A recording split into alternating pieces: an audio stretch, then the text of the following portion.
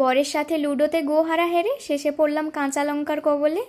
দিন দিন চুলগুলোর অবস্থা কেমন যেন ঝাড়ুর মতো হয়ে যাচ্ছে, তাই বসেছিলাম মাথায় একটু তেল দিতে। এরপর আয়নার সামনে হাঁ করেই দাঁড়িয়েছিলাম আর ভাবছিলাম আগে কতখানি চুল ছিল আমার। আর সকালেই এসেছিল দুটো পার্সেল, চলো তোমাদেরকে খুলে দেখাই কি অর্ডার করেছিলাম। এই যে দেখো, এই শাড়িটা অর্ডার করেছিলাম আমাদের অ্যানিভার্সারিতে পরার জন্য, আর তার সাথে এই ব্লাউজটা অর্ডার করেছিলাম।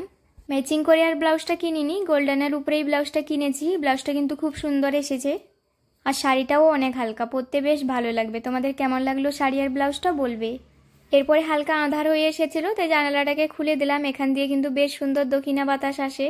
এরপরে সন্ধ্যা দেওয়ার সময় হয়ে গেছিল, তাই সন্ধ্যাটাও দিয়ে দিলাম। এখানে কিন্তু সন্ধ্যা দিতে প্রায় 6:30 মতন হয়ে যায়। আর ব্যালকনিতেই তুলসী গাছটা রাখা আছে, তাই ওখানেও ধুনোটা বুলিয়ে আনলাম। আর অনেকদিন হয়ে গেছিল কর্পূর জ্বালানো হয়নি, তাই আজকে একটা কর্পূরও জ্বালিয়ে দিলাম। এর গন্ধে কিন্তু সব নেগেটিভিটি দূরে চলে যায়। আর এখন বরের আবদার কাপ নুডলস খাবে, তাই আসলাম কাপ নুডলস বানাতে। আসলে এই নুডলসগুলো আমার বানাতেও বেশ ভালো লাগে, কোনো ঝামেলা ছাড়া গরম জল দিয়ে দিলেই আপনা আপনি তৈরি হয়ে যায়। আর এই যে 5 মিনিটেই গরম গরম ঝোল নুডলস তৈরি।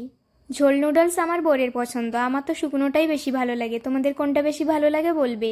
আর এটাতে বেশি মশলা ছিল না বলে বর 1 প্যাকেট ম্যাগি মশলা ঢেলে খেলো। এরপরে দুজনেই একটু ফ্রি ছিলাম, তাই বসে বসে ফোনে লুডো খেলছিলাম। আমি নিয়েছিলাম নীল আর ও নিয়েছিল সবুজ, আর বারবার আমার গুটিটাকে খেয়ে দিচ্ছিল। আর শেষে তো আমি গোহারা হেরেছি, আর ওর জেতার আনন্দটা দেখো। বড় মুখ করে বলেছিলাম যে হারবে কাঁচা লঙ্কা খাবে, আর আমি এখন কাঁচা লঙ্কার কবলে তবে খাইনি, এক লাফ দিয়ে পালিয়েছি। তো চলো, আজকের ব্লগটা কেমন লাগলো বলবে। আবার গল্প হবে, টাটা।